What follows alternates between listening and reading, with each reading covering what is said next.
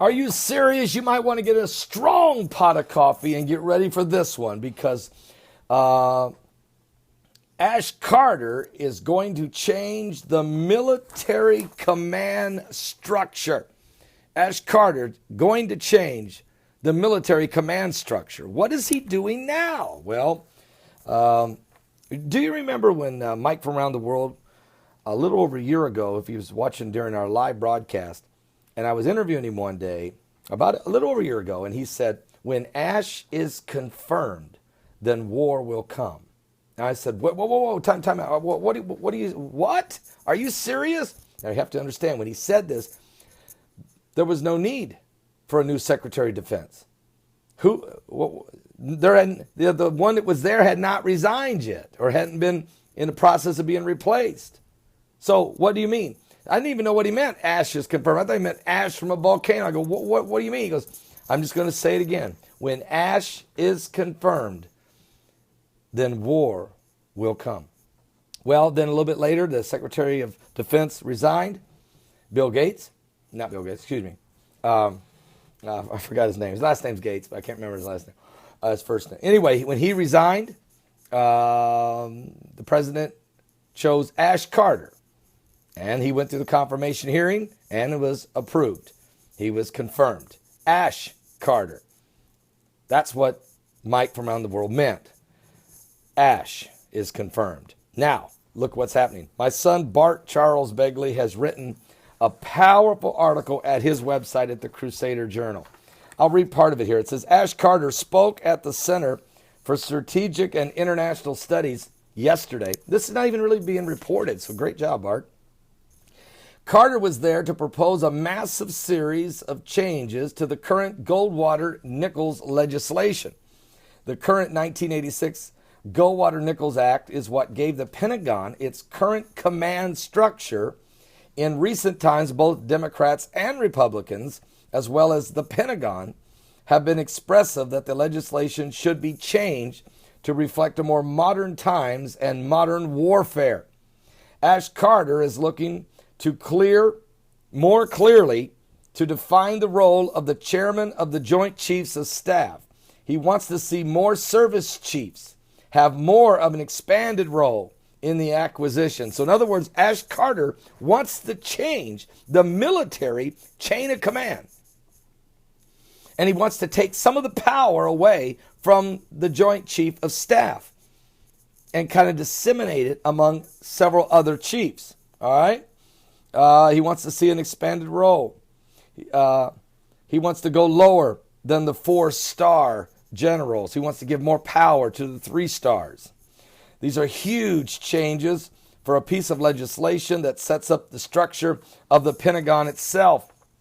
Ash Carter was quoted from his prepared statements by saying, instead of the Cold War and one clear threat, we face security environment that's dramatically different from the last quarter century. It's time that we consider practical updates to this critical organizational framework while still preserving its spirit and intent. Carter then went on to describe his first set of reforms on clarifying the chairman's role. He was quoted as saying, we need someone in uniform who can look across the services and combat commands and make objective recommendations to the department's civilian leadership about where the allocated forces throughout the world and where to appropriate the risk to achieve maximum benefit to our nation. And the person best postured to do that is the chairman of the Joint Chiefs. So what he's saying is, we want the Joint Chiefs not to just analyze situation, make recommendations to the president, and then be able to carry out orders by instructing the other branches of the military, the other joint chiefs or the other chiefs. But Carter wants to put civilian leaders in position and just let the Joint Chief guy recommend to them, not order them, but recommend orders. Recommend, not order them. And you got the Joint Chief of Staff recommending military moves to civilian leaders? I don't think so. This is huge, but this is part of the Obama doctrine also, to restructure. You know, he's already stripped our nation of its best and brightest generals across all four major military branches of our government's defense. He has stripped all the good ones. I mean, he really has. He's got the yes men in place now, and now that he's using Carter to try to restructure. And the establishment, you notice here, Republican and Democrats, they're going to go along with this. They're part of the establishment. They're trying to change this thing before there's a new commander-in-chief gets in there. For fear, if it's Trump, they're scared to death because he will continue to march on with his commands.